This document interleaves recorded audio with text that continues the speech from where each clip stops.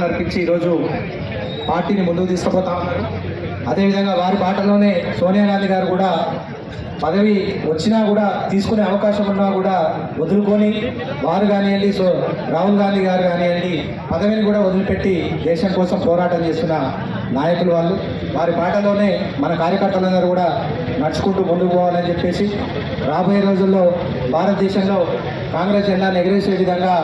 ఆ ప్రతి కార్యకర్త కూడా పనిచేయాలని చెప్పి ఈ సందర్భంగా తెలియజేస్తున్నా. ఎందుకంటే పేదరికాన్ని పోగొట్టడానికి ఇందిరాగాంధీ గారు దేశంలోనే మొదటిగా గరీబీ హటావో అనే నినాదాలు తీసుకొని ముందుకొచ్చి ఇందిరమ్మ ఇండ్లు లాంటి కార్యక్రమాలు తీసుకొని ఎంతోమందికి ఇండ్లు కట్టించిన ఘనత ఇందిరాగాంధీకి, కాంగ్రెస్ పార్టీకి దక్కుతుంది. అదేవిధంగా రాహుల్ గాంధీ గారు కూడా, రాజీవ్ గాంధీ గారు కూడా ఎన్నో రిఫార్మ్స్ మన దేశం కోసం తీసుకొచ్చిండ్రు. బ్యాంకులను జాతీయం చేయడం కానివ్వండి, ఐటీని ముందుగా మన దేశానికి పరిచయం చేసిన వ్యక్తి మన రాజీవ్ గాంధీ గారు అని చెప్పి ఈ సందర్భంగా తెలియజేస్తూ రాబోయే రోజుల్లో ప్రతి కార్యకర్త కూడా కాంగ్రెస్ పార్టీ విజయానికి కృషి చేయాలని చెప్పేసి, అదేవిధంగా నల్గొండ నియోజకవర్గానికి వచ్చినట్టయితే మన పెద్దలు, మన మంత్రివర్యులు కోమటిరెడ్డి వెంకటరెడ్డి గారి నాయకత్వంలో నల్గొండ నియోజకవర్గం కానివ్వండి, అదేవిధంగా నల్గొండ జిల్లా కూడా సస్యశాలం కావాలని కోరు మరొకసారి పార్టీ నాయకులకు, కార్యకర్తలందరికీ కూడా ధన్యవాదాలు ముగిస్తుంది. కాంగ్రెస్ పార్టీ అధికారంలో రావాలని కలగన్న మా కార్యకర్తల, మా నాయకులు కోమటిరెడ్డి గారి అభిలాష. పేద ప్రజలందరికీ ఏ విధంగా మంచి చేయాలి, తెలంగాణ వచ్చిన తర్వాత ఎంతోమంది పేద ప్రజలు ఇబ్బంది పడుతుంటే వారికి ఏ విధంగా సాయం చేయాలని 6 గ్యారంటీ స్కీమ్ తీసుకొని ఇలా 25 ఆవిర్భావ దినోత్సవం నాడే మా ముఖ్యమంత్రి గారు రేవంత్ రెడ్డి గారు ప్రజా పరిపాలన అనే